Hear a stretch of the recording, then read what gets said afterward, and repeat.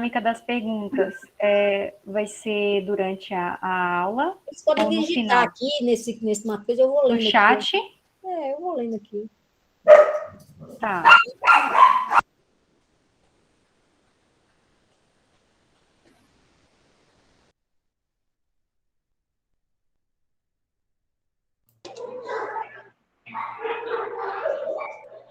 Boa noite, cursistas. A gente está organizando a sala aqui no Meet para continuar com a aula da professora Aparecida, porque a gente teve um problema com a transmissão no YouTube, tá bom? A gente vai já iniciar em instantes, aqui fica até mais pertinho da gente conversar. E aí vocês vão colocando aqui no chat, tá bom? Qualquer coisa, levanta a mãozinha aqui também, que aí a gente vamos organizar aqui as perguntas, tá ok? Professora Cida, pode dar início. Boa noite de novo, né? Bom, eu já estava pensando em propor para as outras aulas, principalmente quando a gente começar a fazer umas práticas, né? Que a gente fizesse através do Meet, justamente porque fica mais próximo a interação, embora que a gente já percebeu que consegue também no YouTube fazer essa interação, né? Na aula passada foi muito boa. Mas a gente tem 200 alunos, quase isso, mas teoricamente na aula não aparece 100, né? Se aparecer 100, bateria o recorde. Eu ia abrir até um champanhe aqui em casa, porque 100 alunos para assistir uma aula, você imagina que você está batendo recorde, né? Então a gente não consegue bater o recorde. Mas vamos lá. Então, iniciando o que a gente começou a falar para vocês, é que no início dessa disciplina, eu peço desculpa pelo barulho dos meus cachorros, porque eu tenho 6 cachorros. Aí, de vez em quando, eles ficam fazendo isso para perto da minha paciência. Então, como eu disse, a disciplina começa hoje, né? Nós temos nossos prazos, começa hoje e termina sexta. A gente gostaria da colaboração de vocês para que a gente conseguisse cumprir esses prazos, né? Por quê? É bom para todo mundo, bom para vocês, bom para a gente, porque a gente faz a programação, e você já tem percebido que eu tento botar um material que vai dar subsídio para vocês responderem as questões. Então, você lê o material, você assiste os vídeos, você, consequentemente, você consegue fazer uma boa aula, né? Fazer uma boa avaliação, né? E nesse agora a gente botou umas avaliações diferentes, fizemos aí um caça-palavra para que se percebesse, só para lembrar a anatomia da tipografia, né? Das letras, dos tipos, que parece com a anatomia humana, né? E fizemos também, a segunda avaliação, tem um joguinho de memória de figuras, né? Onde a gente vê as figuras, vai analisando as figuras, que são peças gráficas, né? Para a gente perceber o uso da tipografia, né? Então, a gente botou assim, umas questões básicas, simples, para que a gente conseguisse entender o objetivo da tipografia, né? Que bom, Raime, ainda eu vou aprender. Que bom que você gostou do último conteúdo, que isso é importante.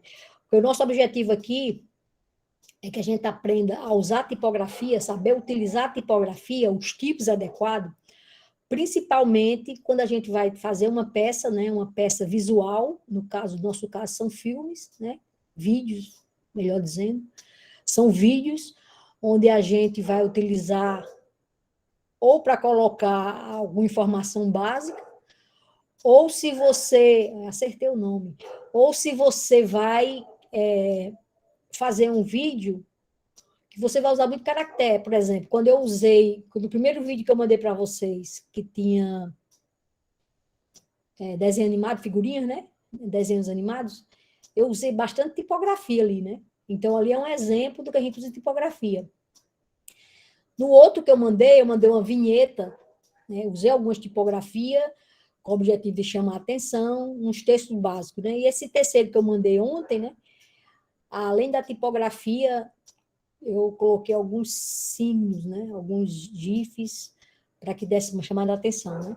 Então, veja que a tipografia ela tem essa característica, por isso que a gente estuda um pouco de tipografia. Por isso que a gente inseriu no conteúdo do técnico, do FIC audiovisual, editor de vídeo, para que ele entendesse e escolhesse a tipografia adequada, né? No primeiro módulo, primeira unidade agora, a gente vai estar tratando justamente da história, da anatomia, das famílias. E no segundo módulo, a gente vai estar fazendo uma aplicação.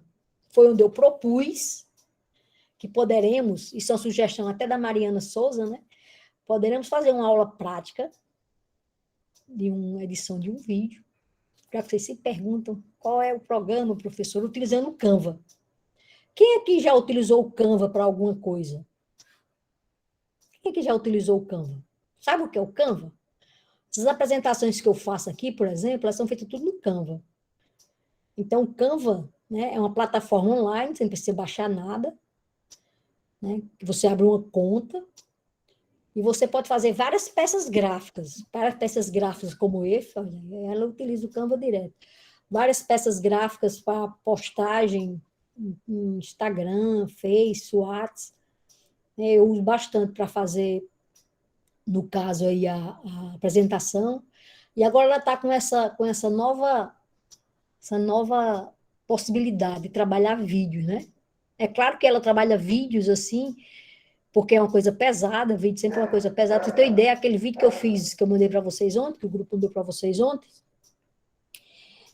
o Raim já usou, o Will também. É Raime, Cida. Já usou o Will também. Aquele vídeo que eu fiz, ele ficou com 57 MB, mais ou menos, quando eu baixei. Aí eu tive que fazer uma compactação dele, eu fiz um app, aplicativo celular, porque o WhatsApp só transmite até 16 MB, né? Tudo porque eu botei alguma músicazinha de fundo, né? Botei algumas animações, então fica pesado. Então, para usar ele, né, você deve usar para coisas curtas, para vídeos de publicidade, até 2 minutos. A gente vai ver, quando a gente tiver na disciplina de audiovisual, né? Normalmente uma aula, um vídeo de aula que um professor posta, 7, 10 minutos.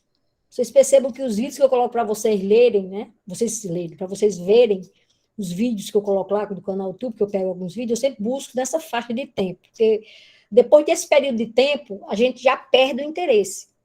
Já perde o interesse.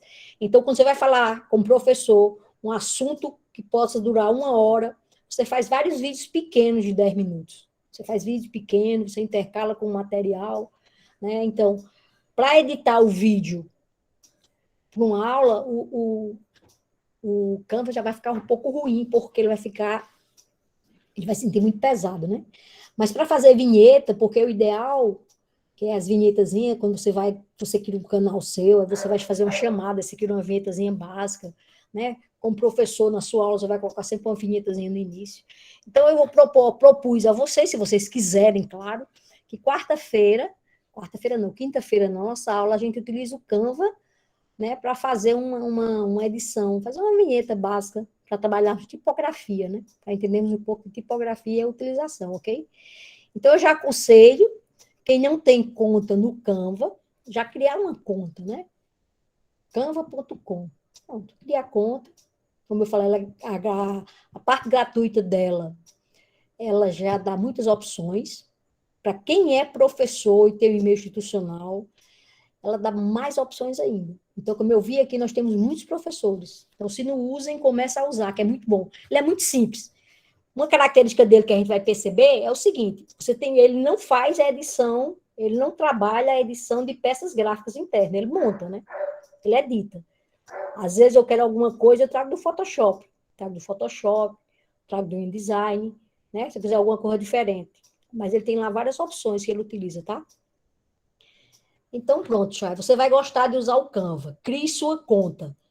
www, vou botar aqui, ó, canva.com. Certo? Porque vocês gostaram do videozinho que eu mandei ontem, né? Eu gravei aqui em casa, meus cachorros ficavam tudo doidos olhando para mim, gravando, falando pro celular.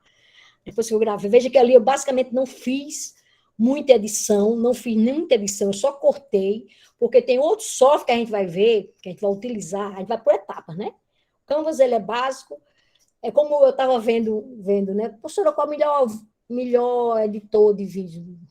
é relativo para o que você quer, né?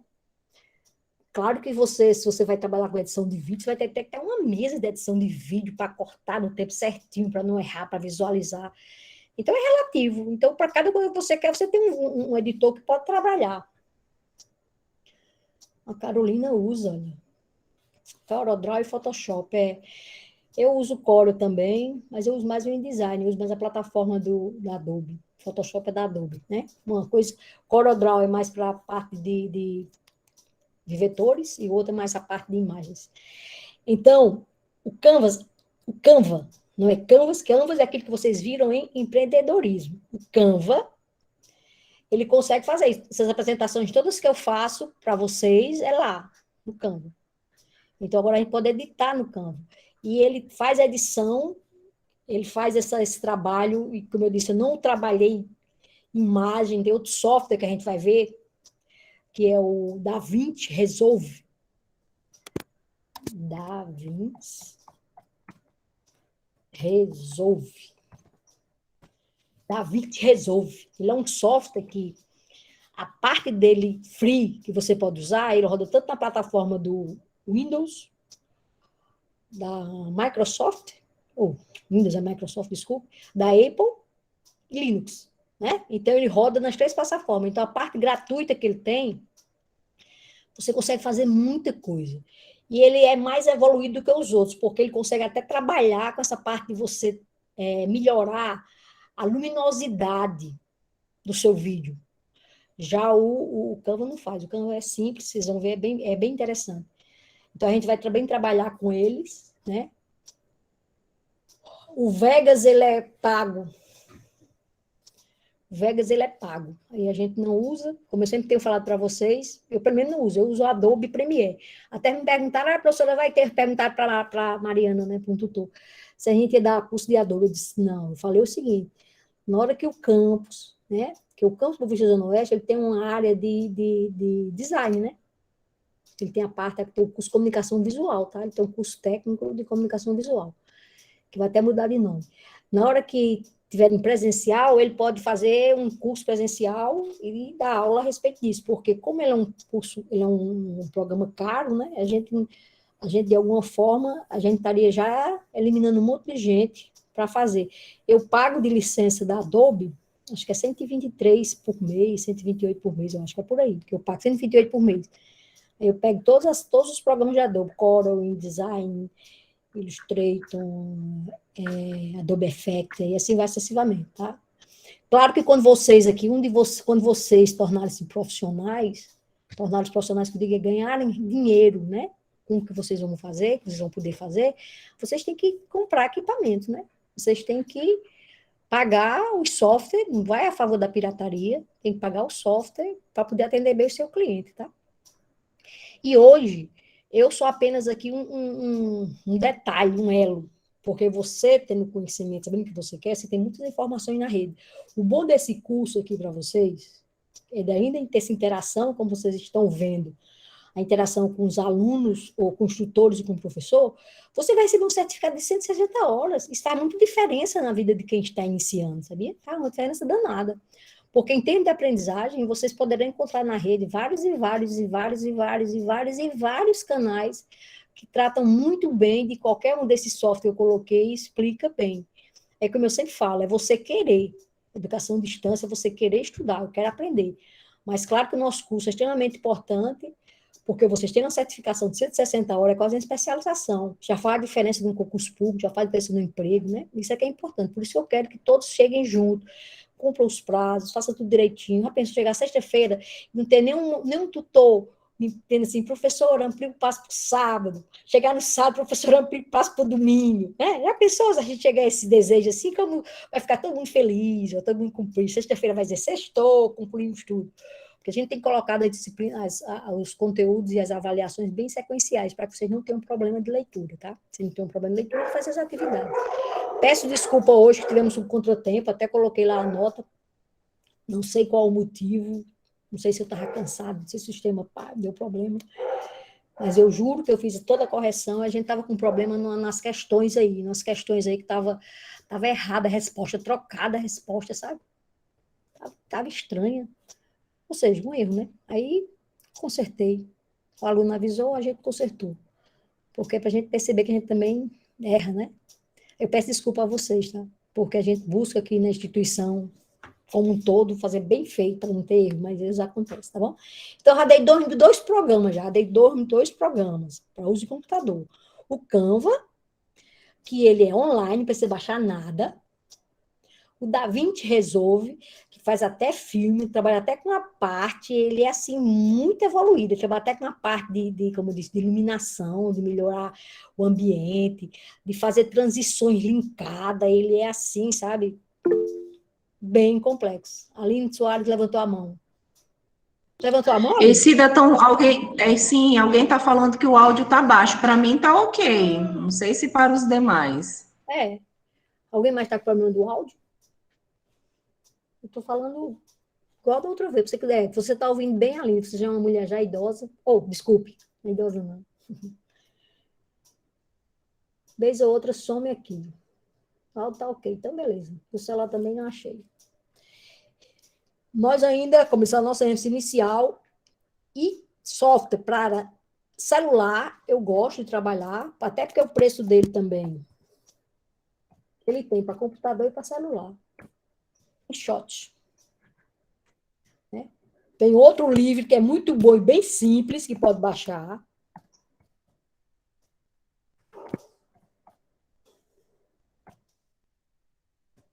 Roda em todas as plataformas. Windows, Apple e Linux. Certo? Então, são plataformas que a gente usa e que a gente tem buscado conhecer para que possa ser útil para vocês, né? Para vocês conseguirem desenvolver. Ok? Então, veja como eu já estou boazinha. Tá vendo? Já dei o nome de 3 softwares aqui. 3? 4. Meu Deus do céu, como eu estou boazinha hoje, né? Segunda-feira, né? A gente está todo feliz. Então, vamos iniciar aqui nossa disciplina. Já dei a logística, né? Olha aí, tem muita. Isso é bom, vocês tendo conhecimento. Open, que eu estou errado ali. Open shot. Vocês tendo conhecimento, a gente pode se ajudar. Mesmo vocês estando à distância um dos outros, vocês podem conversar e se ajudar e trabalhar. O Canva travar no celular. O celular travar, certo? Canva é online, né? Ele é online, ele não roda na máquina. Então, o que acontece que ele pode travar? Com o celular, computador, ele tem processamento. É como eu falei, o vídeo, eu uso o MacBook. O vídeo demorou, assim, para baixar, aquele videozinho lá, 1 minuto e pouco, né? Demorou para baixar 10 minutos. Então, o vídeo sempre é pesado. Então, obviamente, se você vai fazer um vídeo, né, ou qualquer coisa no Canva, pelo celular, eu não uso muito no celular. Eu tenho também essa base, não uso. Vai depender do seu celular, do seu processamento dele e de sua qualidade de internet. Porque ele vai ficar buscando e trazendo a informação, pegando e levando, entendeu?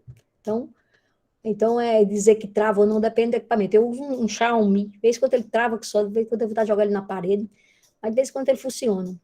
E ele tem um processamento não muito ruim, acho que é 4 núcleos. Tá? Então, essa coisa de travar ou não vai depender da sua máquina, e vídeo é pesado. Vídeo é imagem de movimento, diferente de você fazer um card, uma coisa estática.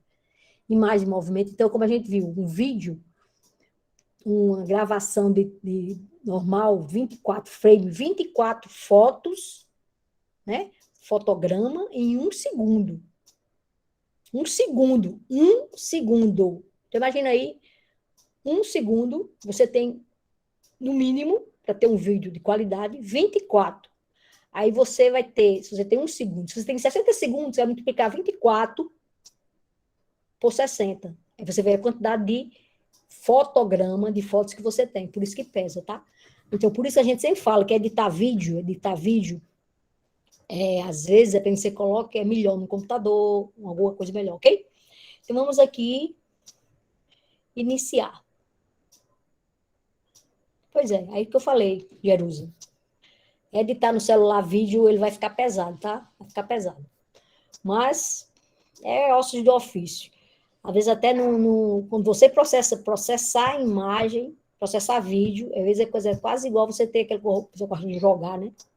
computador para ter jogo, você tem que ter um bom processador, né? Um bom HD. Normalmente, HD, eu gosto, é o do HD... Como é o HD que eu esqueci o nome? Aqueles HD que só tem uma via. Esqueci, depois eu me lembro. Você trabalhar com imagem, você vai precisar de processamento. Certo? Pois é, Jerusalém. Isso, SSD. Muito bem, Michele. SSD. Porque ele é muito mais rápido. Então, o processamento é mais rápido. Aí tem que ter espaço, tem coisa. Então, é como eu falo, ocupa muito espaço. Então, imagina, um videozinho de 1 minuto e 30, né? Acho que eu fiz para vocês ontem. O tempo que eu gastei para baixar, ele equivaliu a 56 mega. Para eu transmitir, eu tive que baixar ele para 16. Então, se for fazer uma coisa maior, vocês vão ver que vão precisar de mais, ok? Então, Estamos aqui no nossa tipografia. O que a gente vai ver hoje, justamente aquilo que a gente disponibilizou para a primeira unidade, que, obviamente, eu espero que já tenham lido alguma coisa, né? Se for lido alguma coisa, é o que a gente vai entendendo aqui. Então, a gente vai falar um pouco da história, certo? A história da tipografia como um todo, dos tipos, como foi criado, o que é tipografia, anatomia tipográfica e a classificação em família. Classificação em família é uma coisa assim que parece muito igual, sabe? Vocês vão ver que existem várias pessoas que falam de um jeito, outras falam do outro, né? Mas a ideia é, classificação ou família, ela vai sempre se caracterizar por semelhanças que vai se poder agregar, vai se poder falar, né? Vai poder escolher da acordo com o que você vai usar, né? Porque essa ideia é justamente essa. Então, esse é o primeiro momento. E quando a gente fala de tipografia, é muito bom, que a gente vê tipografia em tudo. Olha ao seu redor. Olha ao seu redor. Ó, eu tenho aqui um limpa-tela. A tipografia do limpa-tela, né?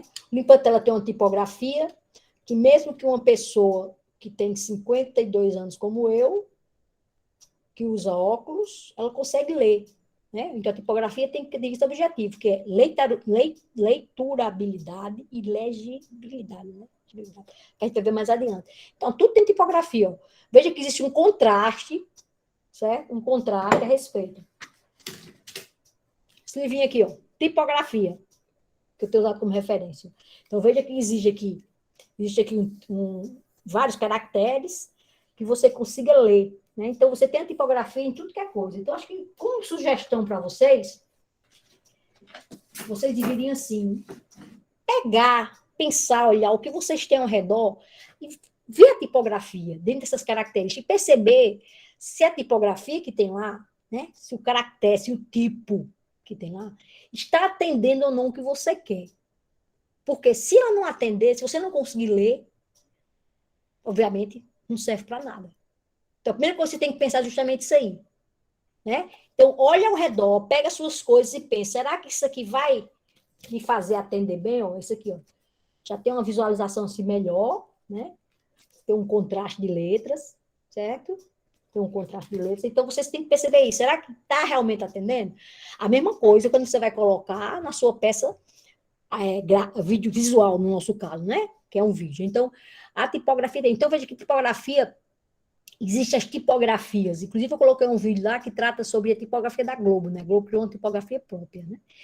Então, você vê que tem que ser lido, né? Então, às vezes, até as próprias marcas, como a gente vê ali nesse card, nessa imagem, as marcas famosas têm uma tipografia característica que você lê. Então, a tipografia está em tudo. A partir do momento que você está digitando aqui, você está usando a tipografia. Você está escrevendo alguma coisa. Então, na nossa história, o que é que nós temos? Começando lá do início. A primeira, 3.200 a.C., certo?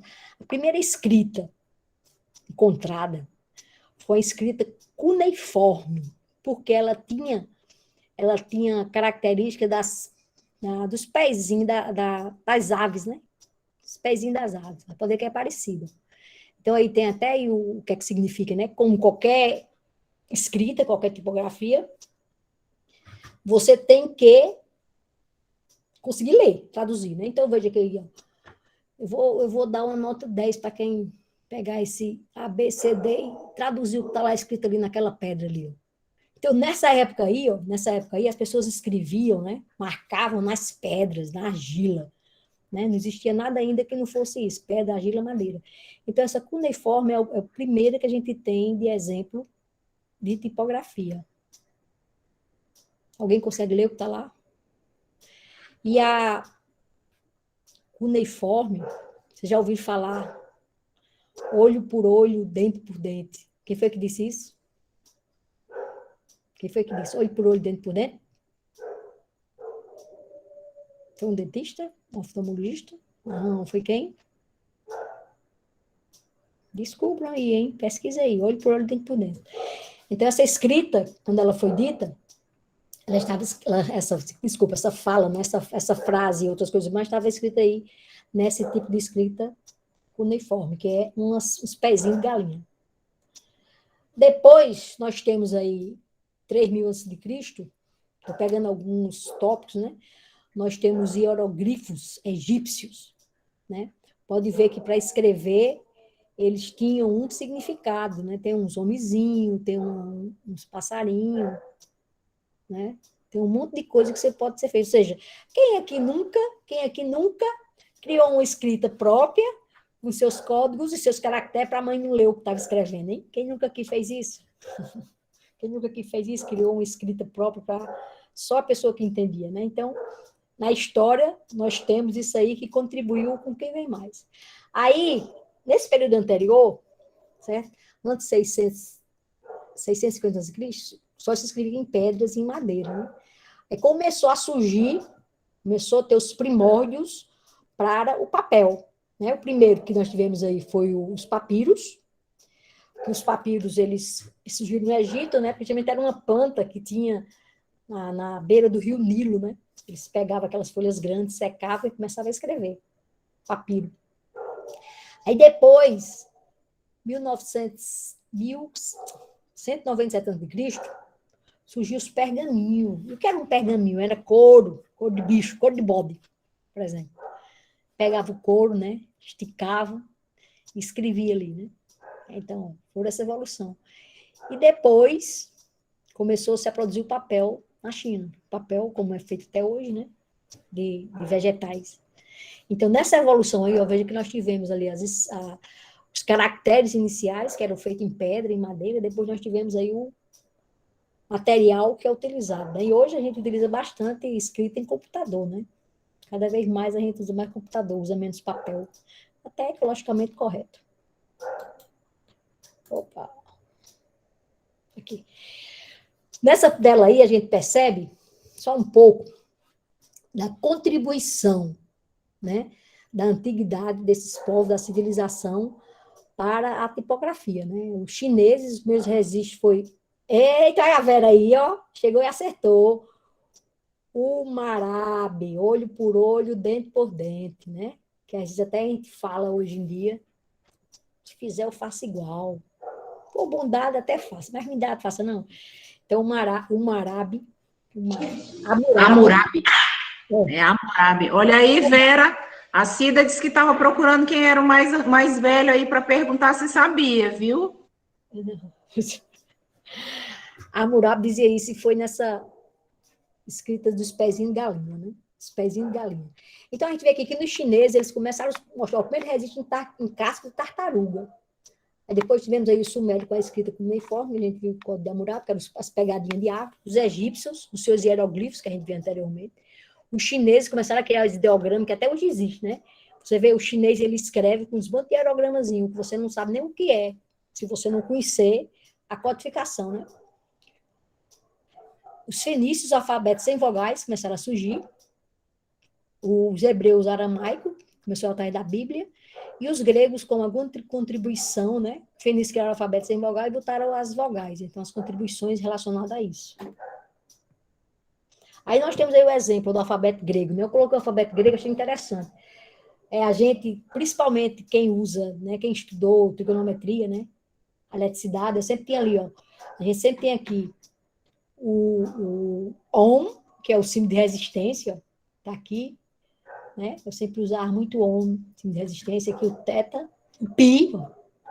Então, veja que até hoje a gente usa muito esses alfabetos, quando a gente quer colocar. Olha aí, a Aline foi buscar todas as informações. Eu gosto de ver assim, coordenadora forte, né? Alfa, beta, né? Então, a gente tem todas essas informações que a gente usa com frequência, né? E os símbolos arábicos, que é bem parecido com o nosso, né? A única coisa que tinha aqui inicialmente, eles não tinham U ainda. Tem A, B, C, D, E, F, G, H, não tem U ainda. Então, aí foi uma contribuição enorme para a nossa tipografia que a gente usa hoje, que por mais que a gente use no Ocidente, né? Mas que a gente use várias famílias diferentes, mas as letras, os tipos são exatamente iguais, né? Aí aqui a gente, de novo, vai entrando aqui na história, né? Então, com toda essa evolução, 1455, Gutenberg, olha, errei ali a escrita, tá? Olha, a prensa, meu Deus do céu, acho que meus óculos não fazem mais efeito, não. É porque eu fiz exame, assim, um mês atrás eu fiz exame de vista, tá? Vou corrigir antes de postar para vocês, tá? Então, as prensas, se alguém já viu isso aí, as prensas eram várias letrinhas, né? Vários tipozinhos, que eles faziam composição delas, uma por uma, botando as letrinhas, tec, tec, tec, tec, manual, e depois ele colocava um papel, né? No caso, colocava uma espécie de tinta e prensava, né? Então, imagina o trabalho, né, que era. Então, ainda existe prensas assim, né? Que é feito. Que é bem semelhante, quando se fala em prensa, e se falar em prensa, aí ele fez uma Bíblia, aqui a gótica, a letra, ninguém consegue entender direito, ele fez uma Bíblia com 42 linhas. Imagina aí naquela época. Só lembrando aqui dos filmes, né? A gente viu o primeiro vídeo, o primeiro filme postado, as pessoas saindo de uma fábrica, né? A importância das coisas que a gente tem, a gente às vezes não importa, né? Não se importa com essas coisas tão importantes. E aí, conseguiu fazer, escrever, publicar a Bíblia de 42 linhas. Né?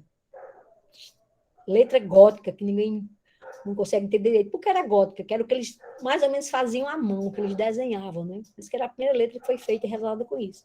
1946, Gutenberg, depois de fazer a sua prensa, 1455, aí em 1456 ele conseguiu publicar, imprimir a primeira Bíblia. A gente já vê até a coisa histórica, né? Naquela época era muito relacionado à igreja, né? Então, consequentemente, a Bíblia era um documento assim que todos queriam ter e não se tinha, né? Aí, Aline, essa aí, Aline, você conhece essa daí, Aline? Máquina de datilografia? Fiz até o curso. Pronto. A máquina de datilografia, os novinhos não conhecem, certo? Os novinhos não conhecem, mas é o mesmo princípio, assim, da prensa, de forma geral. Né? Existem as letrinhas lá e a gente vai, pá, bate na letrinha, a letrinha tem aquela fitazinha, a fitazinha bota a cor no papel, né? Eu também fiz curso de datilografia, mas eu acho que eu era ruim, que eu não sou muito prática nisso aqui, não. Olha, ainda guardo o certificado da Vera, tá vendo? Que bom. Então, ó, de tal maneira que a primeira máquina, já foi a evolução, a máquina de escrever, 1819, certo? Que quem comercializou foi o Hamilton, de tal maneira que ele virou uma marca, né? Tem Olivetti, não sei o quê. Então, eu lembro disso aí, da máquina de escrever. Olha, meu primeiro, quando eu fazia faculdade, em 87 era. Aí eu fiz um projeto de pesquisa, né? Aí tem que entregar o relatório, ó, na maquininha de datilografia, o relatório. Você pegava umas fitazinhas quando você errava, vamos dar um trabalho. Olha aí, Cida, a Chaine disse que o avô dela usava. Avô dela, tá certo, olha aí. Novinha, né? Esses novinhos, então, aí eu pegava, já pensou? Você errar, e você errava, eu usava aqueles corretivozinhos para fazer, ele trabalhava, Maria, era trabalho. Hoje a gente erra, a gente tem até preguiça de escrever, a gente tem, né? Porque já veio um corretor, não sei o que, você fazia errado, aí você fazia aquele trabalho, digitava. Já, graças a Deus, já usei isso aí. Eu fico, quando eu vejo assim, essa história, né? Precisar de 1819, então, quanto foi importante isso aí para, na época que os meus professores faziam prova, quando eles assim melhoravam, né? Eles faziam prova digitada, né? Quando ele não tinha essa melhoria toda, era a mãozinha, aquela escritazinha caligráfica, bem bonitinha, né? Então, a máquina da datilografia foi feita. E após isso aí, nós tivemos vários e vários acontecimentos, né? Porque é uma evolução, né? Inclusive, vocês têm um material que trata disso, onde ele trata as tipografia, uso do computador, editor de texto, e cada vez mais evolui, né? Porque, por exemplo, hoje em dia a gente pega um celularzinho desse tamanho, né? Um aparelhozinho desse tamanho, a gente digita o que a gente quer, A gente manda as informações, existe até uma página inteira, né? Então, a evolução foi feita. Aí, o que é interessante, a gente melhorou os meios, evoluiu bastante, mas tem que saber usar qual é o tipo correto, adequado, porque se você usar o inadequado, você não vai fazer o objetivo, que é uma leitura, né? Imagina se você mandar aqui para alguém um documento escrever na letra gótica. Como é que você vai escrever na letra gótica? Essa letra está assim desenhada. Se você colocar, a visibilidade dela é horrível, né? Você não consegue entender o que está escrito. Você vai mandar em quê? Naqueles filmes de... Você vai montar um filme de terror, um vídeo de terror, aí sai uma letra gótica, né? Para imaginar o passado. Né? Então, isso é que é interessante, você começar a perceber. Então, veja aqui, ó, que as tipografias que eu estou usando aqui tem um objetivo, como são poucas linhas, né? Que se entenda, que consiga ler melhor. E a gente vai ver que a gente sempre usa, eu gosto muito de usar sem serifa para isso. Quando é um texto longo, é serifada. Então, vamos aqui. Então, o que é tipografia? Como a gente já leu, né? Tipografia não trata apenas de encontrar a fonte para ser usada no seu design. É uma forma de arte em si. Né? Como vocês viram, é uma história que abrange séculos e séculos de cultura. Por isso que eu falei, quando a gente vai ver classificação e família, é comum se reportar a essa época histórica que foi criada. Né? Aí você imagina que aquela época foi criada em Roma, na Grécia, Egito, você vai criando aquela tipografia e vai jogando aquela família característica. Porque hoje, para mudar a tipografia, é o peso. Né? Se ela é mais pesada, se ela é bold, se ela é fina, né? Se ela está inclinada, se ela não está inclinada, e assim vai, né? Então, a tipografia é uma arte muito útil, sua aparência não só se deve ser visualmente atraente, como também legível. Por isso é importante que as fontes usadas em um design se complementem e sejam fáceis de ler.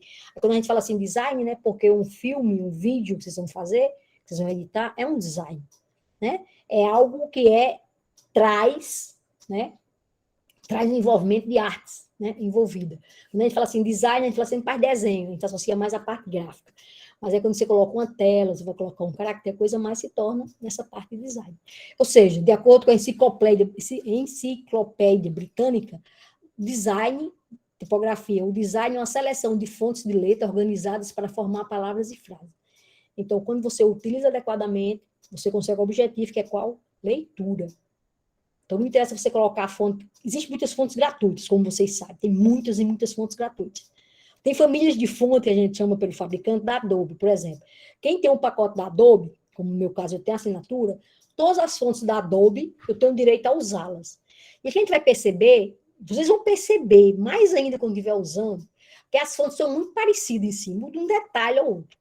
Né? Muda um detalhe ou outro. Então, por exemplo, quando a gente usa um pacote da Adobe, você tem quase todas as fontes, cursivas, né? Fontes modernas, né? Que se utiliza mais, sem serifa, com serifa. Então, normalmente, as famílias são tudo em volta nisso. Então, tipografia é isso, é você saber, você estudar, você perceber quais as fontes que você utiliza para formar palavras e frases de forma adequada, que atinge o objetivo, que é a leitura. Se não atingir o objetivo da leitura, não vale a pena. Porque foi feito para isso. Como a gente começou desde o começo, que a gente está olhando a nossa história. Né? Desde o começo se percebe essa na história. Tá? 180 páginas da datilografia. Meu Deus do céu.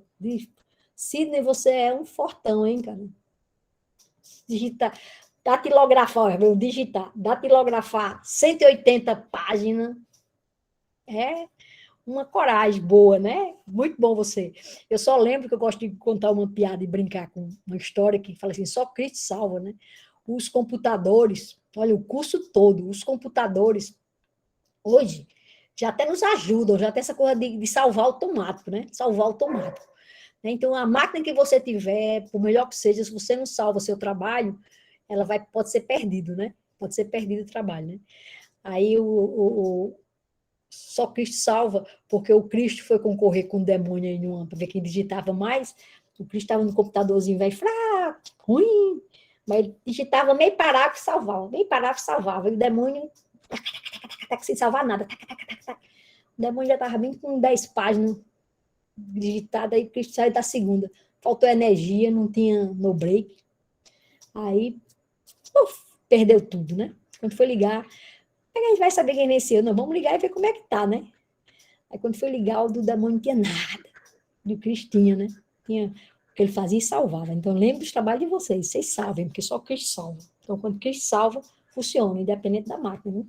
Na datilografia não tinha essa coisa de salvar, né? A gente guardava aquelas folhinhas com o maior cuidado que eu dizer que o Sidney teve, o maior cuidado para não perder nenhuma, né? Porque a única forma de salvar era guardar, né? Então, isso aqui é interessante.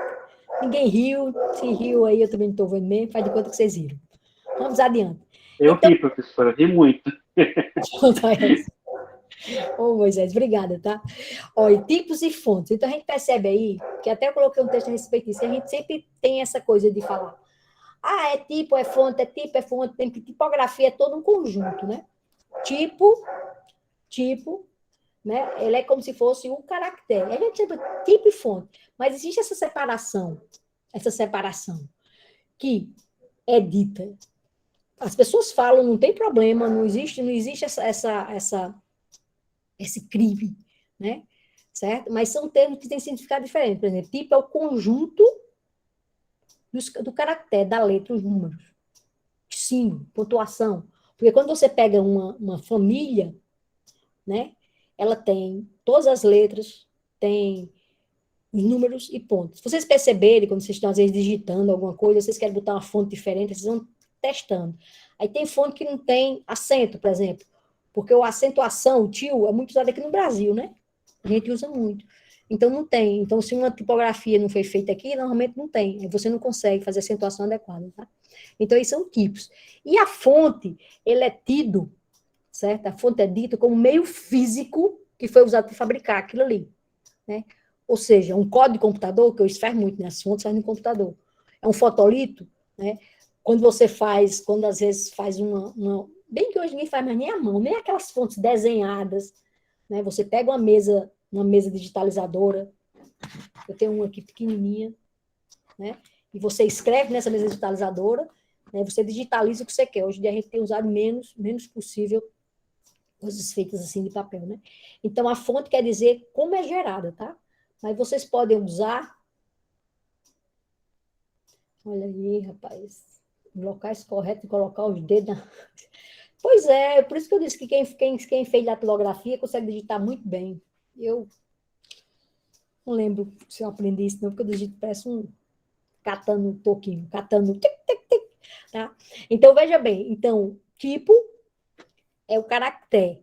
E fonte é como ele é feito. Mas vocês podem usar, se usa na nomenclatura trocando e não vê problema, mas de forma geral eles estão errados, né? Então, aí é que vem duas coisas importantes, que é a fonte serifada e sem serifa.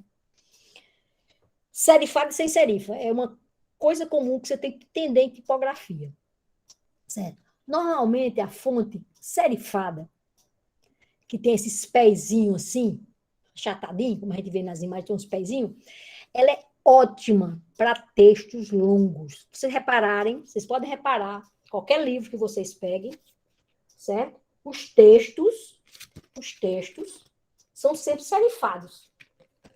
Fontes serifadas. Já os títulos não são. Então, a primeira coisa que a gente aprende de tipografia é isso. Por quê? Porque esses pezinhos, ele ajuda a nossa visão a seguir a linha e ler melhor. Certo? Então, normalmente, a fonte serifada, que você bota textos longos em livros, porque dificilmente a gente coloca texto longo, olha, Michele, depende. Dificilmente você coloca texto longo, certo? Em computador, né? A gente até às vezes coloca, mas não é muito aconselhável. Quando eu falo longo, eu falo livro, tá? Claro que já tem livro digitalizado, né, gente? É pub, já tem muito, certo? Então, e as sem serifas, a gente recomenda usar para títulos, porque ela é mais limpa, mais clean, ela é mais básica. Por exemplo, eu adoro usar sem serifa, certo? Senhor dos Anéis, Crônica do Gelo e Fogo, são serifadas, né? O que você está dizendo aí? Não entendi, Michele, quando você está falando. A capa do livro. Você está aí na capa, o título, né? Pois é, mas olha, é o que a gente fala assim, recomendação. Porque quando você faz uma peça gráfica, quando você faz, o que eu falo, o objetivo é que você cumpra para que ele fez. Se você consegue ler, e usa até gótica, justamente isso. Se você consegue ler, né? Se você consegue ler, ela é válida. Se não consegue ler, é que não é válido. E claro que você vai fazer qualquer composição, eu até falei na letra gótica, né? Se você vai botar um filme, um filme que, de repente, tem lá uns vampiros, não sei o quê, vai voltar, não sei, para a época, aí você, de repente, pode colocar uma tipografia que remeta a isso, certo? Eu já discordo assim, estética, quando a gente fala, claro, que estética, quando a gente fala de estética, estética é uma coisa que não é só que vai trazer uma alegria positiva. Estética também traz uma alegria negativa, ou seja, uma tristeza. Então, estética é aquilo que ele consegue trazer emoção, né? Aí consegue fazer emoção. Estética, ela tem essa coisa. Pensa uma coisa... Ai, eu me assustei. Então, é uma emoção, é a parte estética, né?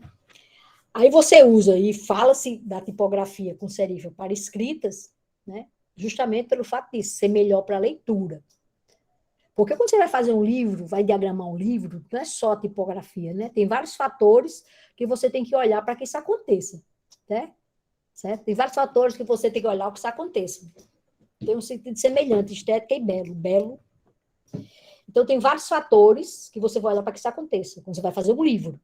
Não é só a tipografia. Você vai ver as entrelinhas, né? Os espaçamentos, você não vai criar rabo de rato, como a gente fala, caminho de rato. Então, tem vários fatores. Então, o importante é que quando você vai fazer qualquer coisa, certo? Que você vai fazer com que seu objetivo seja cumprido.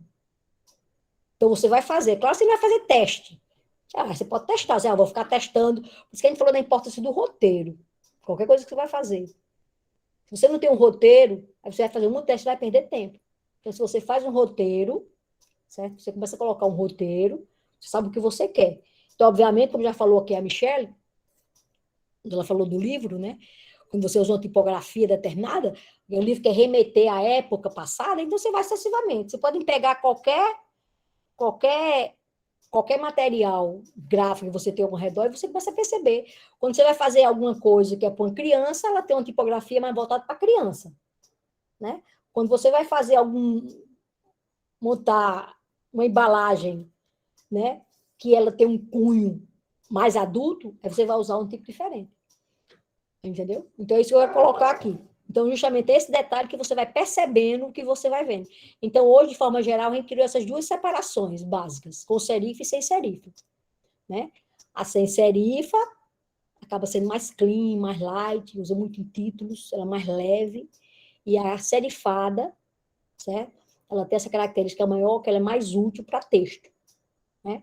Aí você vai dizer, eu quero fazer o texto aí, você faz falando de recomendações, certo? Então, é muito interessante você observar isso quando você vai fazer alguma coisa, saber seu objetivo para que você quer, para evitar que você coloque muito e não atinja. A gente sempre fala uma coisa de design, que a gente diz assim, né?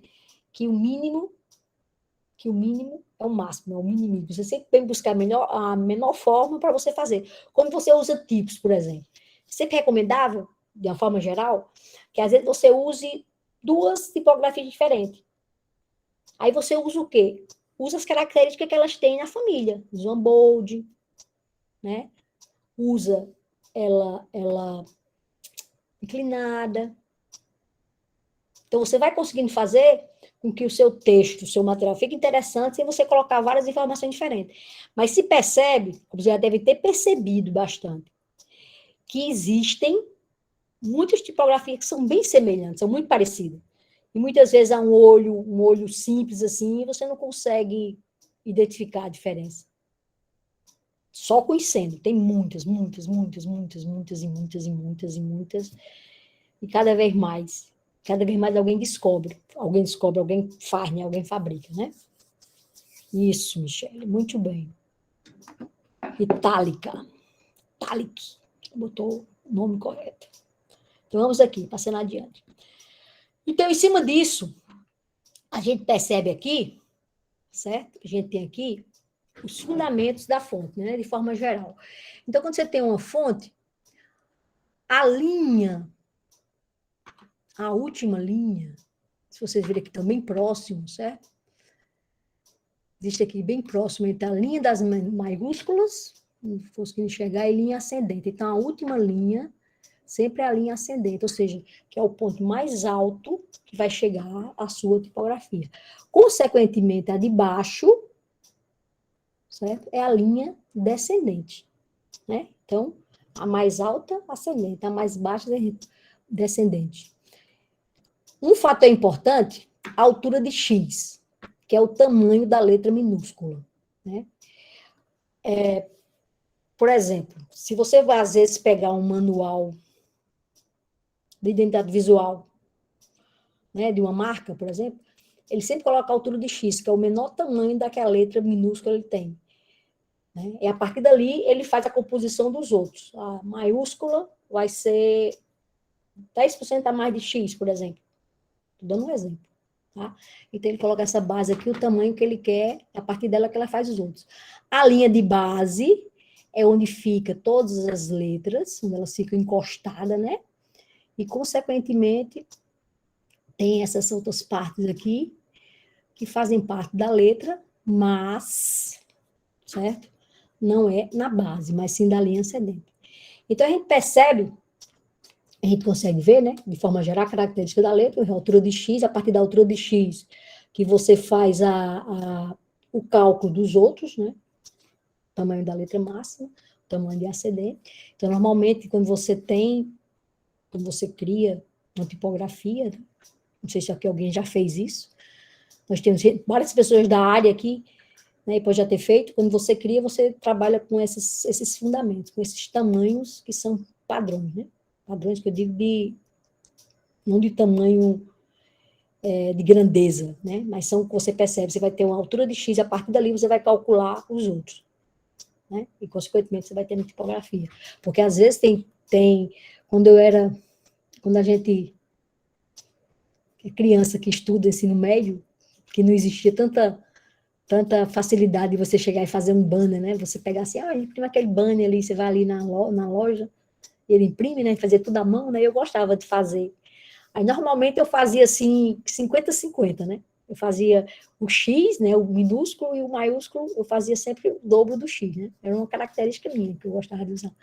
Mas, às vezes, normalmente, você encontra umas que não são, né? Que é uma coisa assim, que às vezes até dá mais um charme. 50-50 já fica um pouco mais quadrado, né? Vamos colocar desse tipo. Era mais ou menos isso. E aqui nós temos a anatomia da letra, né? Eu até trouxe várias letrinhas aí, só para a gente ver e observar, né? Porque a gente fala anatomia de uma letra, de um tipo, e eles são, assim, nomes relacionados ao corpo humano, né? Que é bem interessante, né?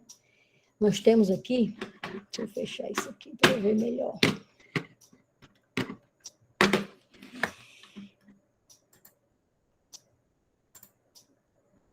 Deixa eu ver melhor aqui.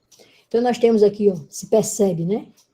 Bem claro, a barra do T, né? A serifa, como eu falei, os pezinhos relacionados, as pontinhas que ficam, a haste, a barriga, a espinha, então, a orelha, incisão, ombro. Nem toda letra, né? Nem todo caractere, em todo tipo, tem todas essas partes aí envolventes, né?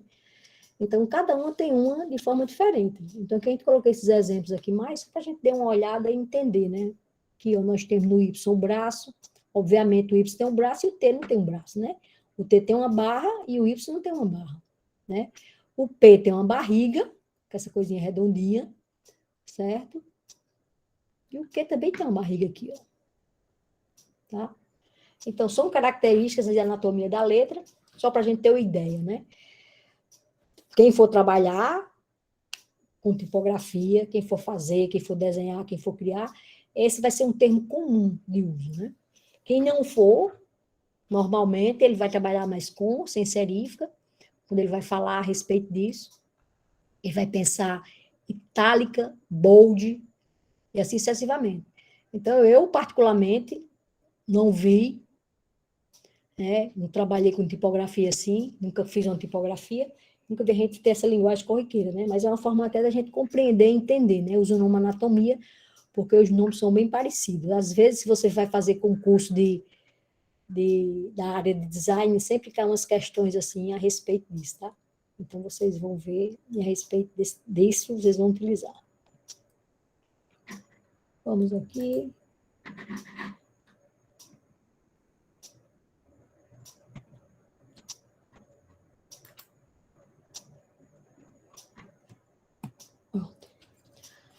As categorias de tipo. Como eu falei, categorias e famílias, é uma coisa bem parecida, de forma geral. Então, existem, né, autores que configuram nesses 6 tipos aí relacionados. Ele considera estilo antigo, né? Ele considera antigo justamente considerando a época histórica, né? Aí eu coloquei uns garamão, tai romanos, time, que a gente até usa hoje, são os estilos antigos, e eles são bem utilizados, são bons para leitura, né? São bons para leitura. Moderno, que seria algo mais recente, cronologicamente, século XX, século XXI. Serifa grossa, então, só lembrando, estilo antigo ou estilo moderno, você tem com serifa e sem serifa, né? Serifa grossa, sem serifa, que é muito como manuscrito. Quer dizer, até as pessoas exageram com manuscrito, né? Às vezes você tem um manuscrito que você parece letra de médico. Se você for usar esse tipo, você percebe que não consegue entender, né? E decorativo. Tem um decorativo também. Dependendo do que você vai colocar, ele não vai encaixar muito bem, né? Então, as categorias a gente relaciona com esses 6 tipos, desculpa, considerando esse fato de fazer relacionado ao uso histórico dele. Quando às vezes você vai procurar uma fonte, se eu quero utilizar uma fonte, você procura, eu quero estilo moderno, você coloca assim, você encontra vários tipos, várias famílias que se encaixam no que você quer. Né? Normalmente, quando você vai trabalhar, por exemplo, o Canva, né, que eu falei aqui, ele já tem ele tem suas famílias tipográficas prontas para uso, né? A gente não consegue inserir. Diferente quando você usa um programa no seu computador, né? Quando você tem no seu computador, você consegue colocar. Então, eles têm algumas fontes, e quando não tem aquela, você tem umas semelhantes, né? A gente vai ver com mais detalhe isso no módulo 2. A gente vai ver um pouco mais a respeito desse módulo 2, que é a utilização deles, tá? Na unidade 2, desculpa, falo módulo. E aqui nós temos as famílias tipográficas, né? O autor, ele considera por épocas, períodos históricos, né? Aí tem a gótica, a gente viu aí que a gótica tem uma característica própria, que remete bastante ao passado, né? A história. Então, você vai perceber muitas listas de livros de história ou em livros de leitura, como foi colocado aqui pela Michele, né? Que a Michele fala a respeito, colocou aqui bem propriedade, né? Tem as romanas, cursivas, escrita à mão, a gente faz a latina, que são mais finas, as egípcias, são um pouco mais quadradinhas, as grotescas, e as fantasias e a moderna. Então, esses tipos de família, a forma como a gente vai utilizar, vai depender justamente do seu projeto, do que você quer, né? Você vai imaginar. Por isso que é interessante, olha, sempre é interessante fazer um roteiro. Quando você não faz um roteiro, você não especifica o que você quer, lembra que a gente falou que é o roteiro. Você tem uma ideia, que é o roteiro literário. Você vai escrever as falas, o momento, a concepção. Depois tem o roteiro técnico, onde você vai colocar, especificar o que você vai precisar, né? Iluminação e tal. Então, você vai fazer um filme que você vai utilizar uma tipografia, é sempre bom saber qual que você quer já no início. Para não ficar só testando. Mas eu gosto de testar e ver como é que... Você vai perder um pouco de tempo. Mas se você já tiver a ideia de qual o público, quem vai, como é que você quer, você vai conseguir, a partir disso aí, né, já ter menos trabalho, porque você vai ter ideia do que você... Não, eu quero uma tipografia, eu vou usar uma tipografia gótica, eu vou fazer aqui um vídeo aula para aula de história, eu quero usar uma gótica, né? Eu vou procurar uma gótica que consiga passar a mensagem que eu quero. E assim vai sucessivamente. Então, você fazer essa utilização, né, vai depender do que você quer e do seu objetivo. E sempre, sempre, sempre não esqueça o roteiro. Você consegue fazer isso sem roteiro? Faz. Você perde mais tempo. E hoje em dia diz que tempo é dinheiro, né? Então, meus amores, aqui voltando, era isso que nós temos para hoje.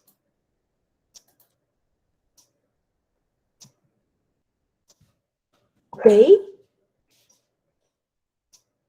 Vocês estão aí? Foram embora todo mundo? Tudo ok. Estamos aqui, professora. Tá bom, silêncio, né? Até meus cachorros ficaram em silêncio agora. Então, era essa a ideia. Só na atenção aqui. A ideia justamente do modo da unidade não é justamente essa, né? Fazer vocês conhecerem, né? Alguns já conhecem, quem não conhece vai conhecer um pouco mais, né? E bom sabendo que tem muitos aqui, como eu falei, professores, comunicólogos, né? Design, produtores visuais, isso é muito interessante, né? Tem que ter uma experiência muito ampla que só tem a contribuir com a gente. É aquilo que eu estava dizendo. Por mais que seja um curso à distância, por mais que a gente esteja separado fisicamente, mas a gente pode se ajudar, né? Então, quando a gente tem um conhecimento, a gente pode ajudar os outros, os nossos colegas, né? Fazer uma interação. O Fernando, né? Ele passou o link do filme que ele fez, na aula passada que ele falou, né? Um filme que ele fez, que ele fazia um curso, e ele é jornalista, né? Fazia um curso de roteiro, ele fez um filme onde ele fez o roteiro dele, né? Bem interessante, né? E ele, morrendo de vergonha, ele disse, não, professor, não vou colocar, não. O senhor pergunta, eu posso passar para os alunos? Porque no próximo disciplina, a gente vai tratar muito disso, né? Até para que vocês tenham espaço de colocar o que vocês fizerem. Porque eu tenho certeza aqui, como eu já vi aqui, vocês estão fazendo muita coisa. Tem alguns que já têm um conhecimento, já traçam de forma empírica, tem outros que já traçam de forma profissional, certo? Tem outros que querem aprender mais. Então, isso é que é importante, porque cada um tem um pouco para contribuir com o todo, né? A gente fazendo isso, a gente consegue aprender muito mais, né? Porque eu adoro aprender. Eu sempre parti do princípio que eu nunca sei tudo, nem nunca quero saber, né? A gente vai trocando informação e vai conhecendo, vai aprendendo, né? Que justamente eu coloquei aqui, eu coloquei um software que eu uso, que eu pesquisei, dentro das características do que a gente precisa, né? Pela característica de entrada do curso, e tem outro que já vai um software mais profissional e tal. Isso é legal. A gente tem que justamente trocar esses feedbacks. É só avisar na hora da foto. Olha, vamos tirar uma foto, né? Boa ideia, né? Vamos fazer uma foto? A gente não tem nenhuma foto com nossos alunos. Vocês compreenderam isso? Alguém já leu o que está no material na sala de aula? Quinta-feira nós temos outra aula, como eu falei. Acredito que a gente vai fazer a mesma coisa, né, Aline? Tá aí, né, Aline? Nós vamos usar aqui o Google Meets. O que é que vocês acharam, gente, de usar o Google Meets? Vocês que são os alunos vão dizer para a gente, se vocês querem o YouTube mesmo, lá de fora, ou quer o Google Meets mais próximo? Obrigada, Carolina. Hein, gente? Vocês, o que é que vocês Pode acham? ser Vocês pelo querem... Meet. Eu acho legal o Meet, a gente ficar próximo, assim, poder tirar uma foto junto, né? Eu acho melhor pelo Meet, professora. Eu gosto mais. Pelo YouTube fica tão impessoal, a gente não pode interagir. Exatamente. Por mais que seja a distância, né? Sempre é boa interação, né? Pronto, olha aí, ó. O povo tá gostando aí, professora. Coloque o Meet, coloque no Meet. Porque dificilmente... Ei, Cida, tá. Diga, Fecha aí a tua apresentação para a gente abrir as câmeras e fazer foto. Eu não posso, não, como desarrumada. Eu passei a ter um batom aqui e um perfume. Tem um aluno que eu queria, que eu até coloquei no chat, Manuel Martins, por favor, quero falar com você. Olha, o Gessé é o esposo da professora, que eu conheço ele, lá da reitoria, ele, pronto, pedagoga. A gente tem alguns colegas por aqui. Se eu olhar aqui, eu acho legal. Os conhecidos. Todo mundo abrindo a câmera. Bora aí fazer uma foto, povo. Olha a Carolina. Deixa eu ajeitar aqui. Cadê o Sidney? Will Porto. Jerusa Gessé. Mas não da pedagoga lá da reitoria, que eu me esqueci o nome dela, que está na extensão? Ele é esposo dela. Né, Gessé?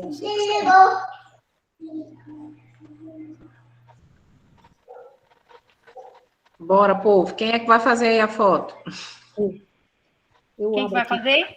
Como TIF 3. A gente aqui fica dizendo que ninguém estava preparado, né? Ninguém esperava ficar aparecendo assim. Eu me preparei, ó. Mas eu sei que ia aparecer. Tira aí, Cida. Bora aí. Bora se arrumar, meu povo. Michel tá de cabeça para baixo. Michael. Agora. Aqui. Melhorou. Jeito de arrumar o ar. Tirei várias. Sidney Hill. Maria, nem me arrumei. Já vinha preparado, já sabe aquela história. Você nunca sai de casa preparado. Vai que de repente você precise, né? Assim que diz. Né? Bacana. Oi, Will! Eu não tô Quanto conseguindo ver todo tempo? mundo. Que prazer em ver todos. Eu já abri aqui para quantas pessoas? 42 e não estou vendo todo mundo. Só 50. Eu achei que pelo Meet ficou bem legal, Cida. A gente fica mais próximo mesmo do que pelo YouTube, né?